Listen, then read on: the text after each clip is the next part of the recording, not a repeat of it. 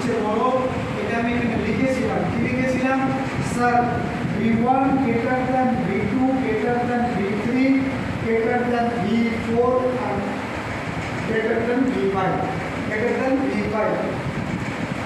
এখানে এই দুটো এই লেয়ার অ্যাকচুয়ালি এইটা লেয়ারের থিকনেস আর বেটার টু সে বলতে পারিস এই লেয়ার আর এই লেয়ারের মধ্যে গ্যাপ কত হচ্ছে x, এটা হচ্ছে x, এটা উপরে হচ্ছে এরিয়া। এখন যখন এটা মুভ করবে এদিকে ফ্রিকশন ফোর্স কাজ করবে। এই ফ্রিকশনটার নাম কি? এই ফ্রিকশনটা হচ্ছে বিটুইন টু লেয়ার্স, এটার আরেকটা নাম হচ্ছে ভিসকাস ফোর্স। Viscous force. এখন এইখানে একটা ফর্মুলা আছে, এই জায়গাগুলো আমি মুছে দিচ্ছি, এই ফিগারটা রাখতে হবে, এইগুলো মনে রাখতে হবে। দেখে নেন এখানটাতে লটা কে দিয়েছে? লটা ওই নিউটন সাহেব দিয়েছে। তাহলে এখানে বলা হয় Newton's lodge of viscosity, Newton's laws of viscosity। Number 1 is a preventing force, viscous force।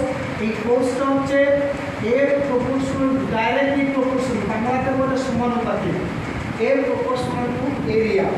2 number formula বলছে এর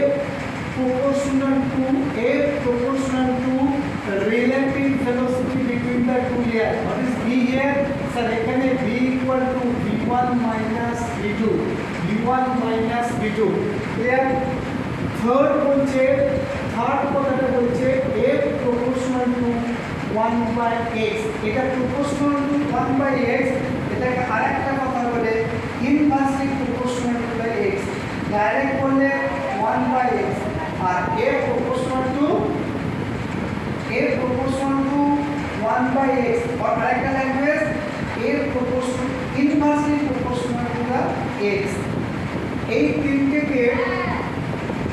তিনটেকে একসঙ্গে যখন আমি লিখবো ওটাকে বলা হয় অ্যাকর্ডিং টু AC